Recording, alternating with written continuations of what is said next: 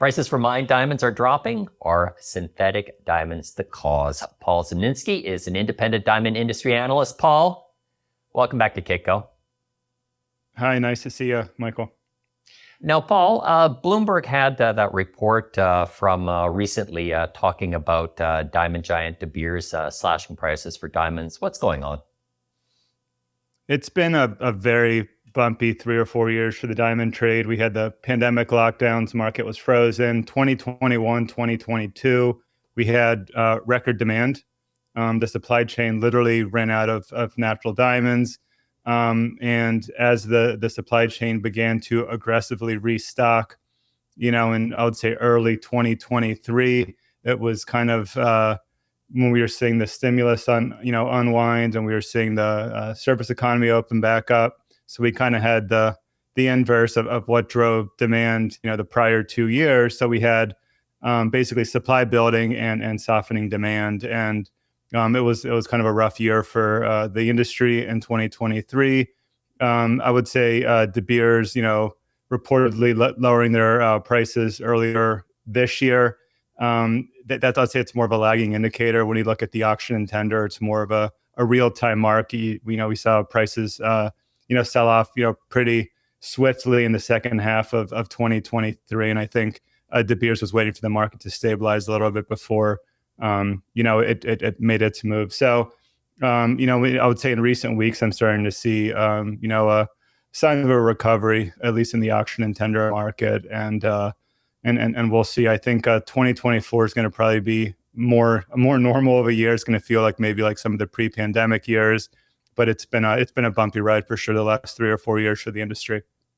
So to clarify again, so those headlines that we're seeing right now in terms of synthetics coming in and eating the lunch for the mined diamonds, those headlines might not be as bad as they seem right now? Yeah, I mean, it's definitely a factor. And I would say, man-made diamonds are on the minds of everybody in the industry, that's for sure.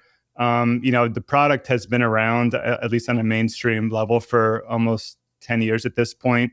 If you look at like the distribution, mainstream distribution through, the big retailers, you started to see that, I would say 2018, 2019, and you continue to see, the distribution grow, but by a lot of these mainstream retailers and jewelers.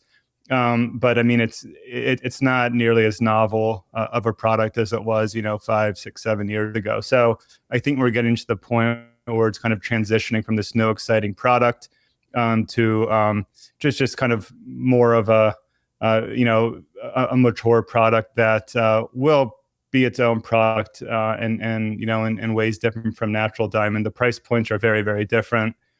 Just to kind of give you some context on that, if we go back to 2015, 2016, you could buy a man-made diamond for maybe 10% less than an equivalent natural diamond today. We're talking 60, 70, 80, instances of 90% less than an equivalent natural diamond. So, the price differential is going to impact the way consumers in the industry view the product. And it's, it doesn't necessarily need to be a product that is taking market share away from natural diamonds. I think it's, we should look at it as a zero-sum game. It's going to bring, new customers to the diamond jewelry space that otherwise maybe wouldn't, either would be reluctant or, couldn't afford to buy a natural diamond given the price point. So I think, that's kind of what we're seeing play out. And going forward, I think the overlap between, man-made diamonds and natural diamonds will lessen. I'd like to talk a little bit about the marketing effort more, Paul. So mined diamonds had probably one of the most famous marketing efforts of all a couple of decades ago, and that was Diamonds Are Forever. But it must be a really, how would you say, an interesting problem in terms of marketing synthetics versus mined diamonds. How are the jewelers, how are the major distributors of diamonds, what types of stories are they telling? And then also for the people that are actually in the mined diamond space, is there any type of particular marketing that they're doing to kind of lift up their product to the fore? Yeah, that's a really important point, and I'm glad you brought that up. I mean, marketing is such a key part of this industry. We can't forget, diamonds are they're a commodity that are mined, but it's a luxury product. So the fundamentals are completely different, and you have to drive that, that desire and that emotion, and that you have to drive consumers to want the product, because people don't need diamonds; they want diamonds, and they buy them because they make them feel good. And that's why, historically, marketing has been such a key part of this industry. That's not going to change. And I think when we look at, longer term, what's the overlap, between man-made diamond and natural diamond going to be?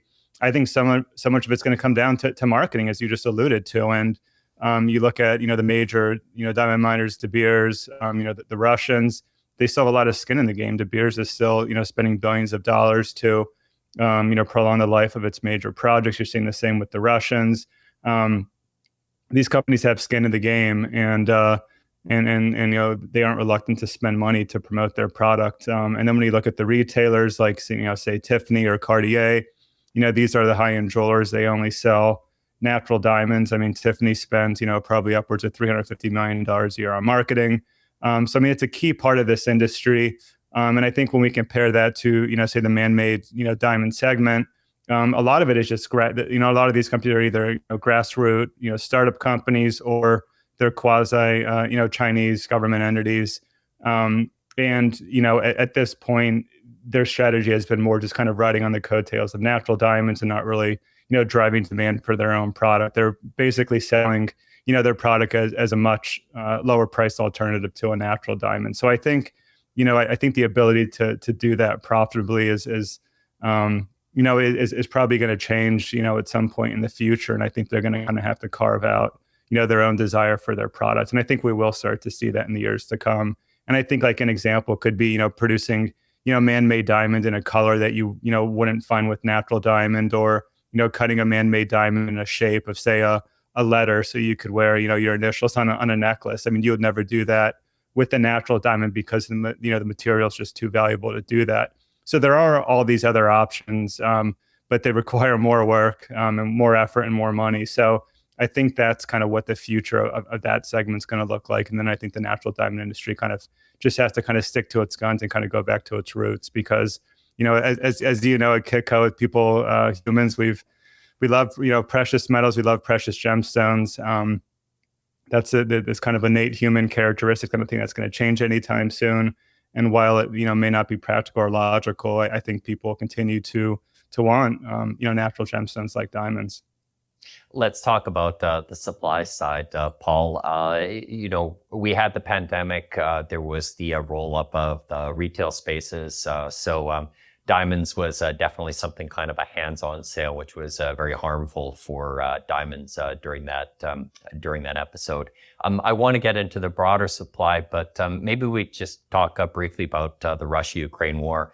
Alrosa, of course, is the major Russian supplier and kind of the giant in the space. Has there been any impact upon sanctions that have been against Alrosa? Has that ended up tightening the supply, or have you just seen those diamonds going to India and China?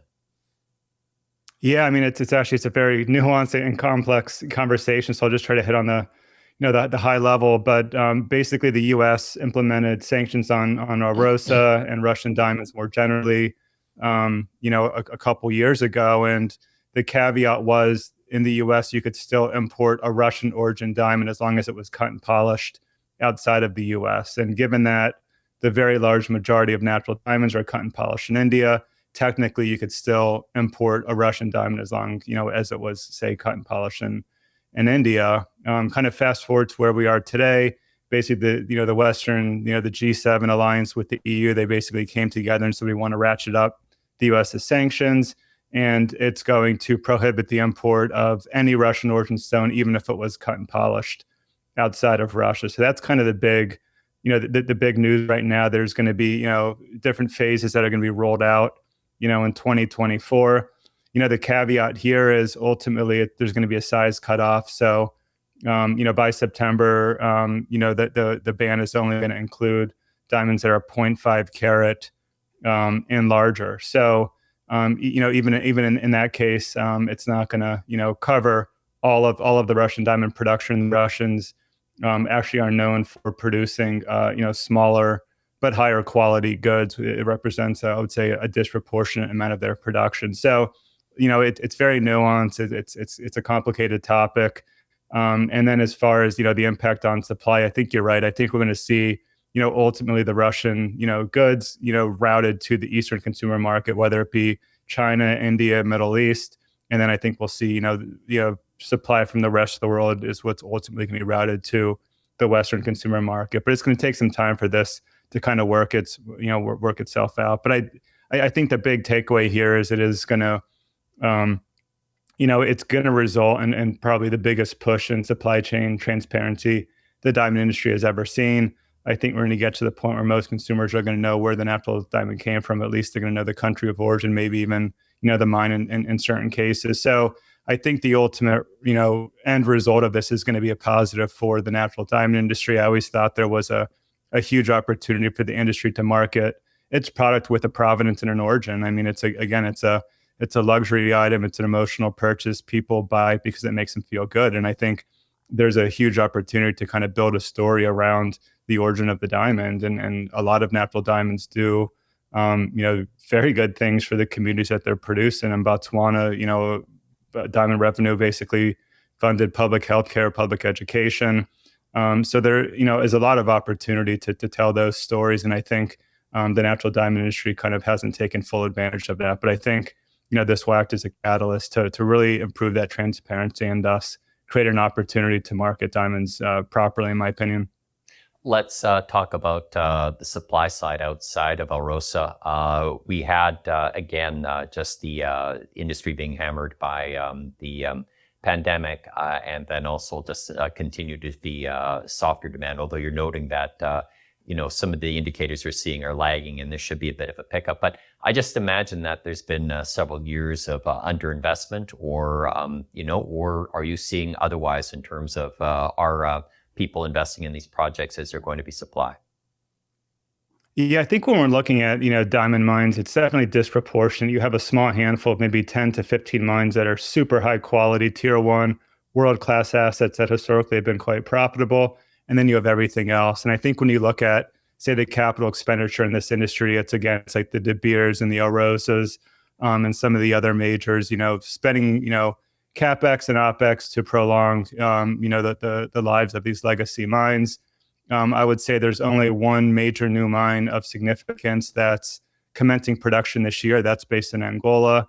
I think as far as, jurisdictions where we might see, the next big discovery, it's probably going to be in Angola. I would make that bet. Just this week, the Beers came out and, said that they're going to continue to actively advance their exploration program in Angola. So I think that's, that's kind of where the focus is for exploration. As far as longer term, supply, to kind of give you some context, if we go back to, 2017, natural diamond production was 150 million carats. In 2020 in the low, it kind of fell to under 110 million, which is the lowest output since the 1990s. This year we're looking at, anywhere from 115 to 120 million carats.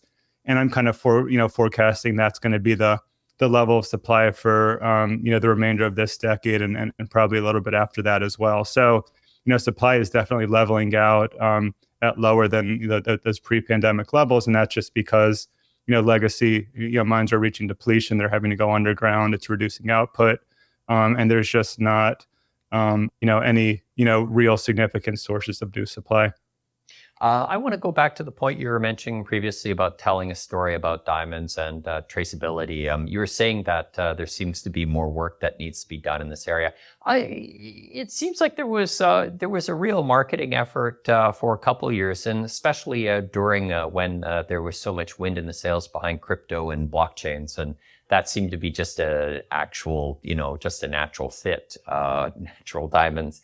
And crypto and blockchain and being able to tell the story. I know Diavik has made a big marketing push around this, talking about its origins and then also providing some traceability with their diamonds. But you were saying that there's still some work that needs to be done. And also, just to follow on from that, what it seemed from me is that there seem to be so many competing standards with these types of traceability mechanisms that they had. I remember Lucara making its big announcement when Lucara was helmed by Ira Thomas, and then also Alrosa using one of the blockchain technologies that were introduced out of China.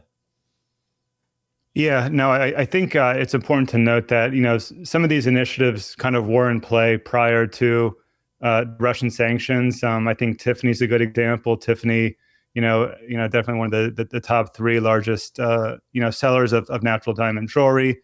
In 2018, they began telling their customers, the source of every diamond that's 0.18 carat polished and larger. So they're vertically integrated. They had, they kind of are in a situation where I think they were maybe able to, move forward with an initiative like that easier than it would for a company that's less vertically integrated. But De Beers definitely has been kind of active, utilizing blockchain technology and other technologies to set up, scalable traceability. I think it's just it's complex. It's a difficult thing to do. It takes some time. But again, I think that the Russian sanctions are kind of the catalyst that's going to really kind of get this going at a faster pace than it was going before. Lastly, Paul, is there any types of lessons that you can take from what has happened to the diamonds and then pull that over to the precious metal space? Pandora recently announced that it is just going to source its silver and gold from recyclers for the jewelry that it sells. Any lessons that precious metal should be aware regarding the, how would you say, the competition between synthetic diamonds and, as you're calling it, natural diamonds? Yeah, so I think technically we can produce synthetic gold as well, but it requires a particle collider. So I wouldn't be too afraid yet. It's the cost, way outweighs the value that you could produce. I think when you look at gold, there's definitely more of a investment side. With diamond, it's almost exclusively just consumer driven. So the fundamentals are different. That said, I'm pretty bullish on gold myself here. I think there's more upside than downside. I think gold definitely has competed with crypto. I think maybe we finally got to the point where the Bitcoin ETF was launched. Maybe that's gonna mark a near term top and kind of have a sell the news kind of situation there. And maybe it will kind of put a bid back in gold. I think we're looking at China and the situation there is. I think people in China they are looking for ways to diversify into hard assets, and I think they have maybe more limited ability to do that than we do here in the West. And I think gold is one of their options. Diamonds are one of their options. Despite the rise in the price of gold last year, if you look at the major jewelers in China, Chow Tai Fook, Luke Fook, Chow Sang Sang, they're all saying that they continue to do really well, with selling gold bullion and selling gold jewelry. So I would say I'm relatively, bullish in gold. And I think when we look at, say the Chinese market for diamonds, it's interesting because some of the retailers have come out and said that they actually want to start pushing natural diamonds more because the margin is higher, for their business than gold is. So, they're looking for ways to drive margins, and I think they see diamonds as an opportunity to do that. So we'll see how that plays out. But obviously, it's a huge market in China. 1.2 billion people. We're seeing, I think, just this year, I think India actually eclipsed China as the most populous nation in the world. And India is also obviously a major market for gold consumption, but also diamonds. And my prediction is that we'll actually see India overtake China, in terms of natural diamond demand in the years to come. So I'm quite bullish on the Indian consumer market. Paul, thanks for speaking with Kitco Mining. Yeah, my pleasure. Anytime. My name is Michael McCrae. You're watching Kitco Mining.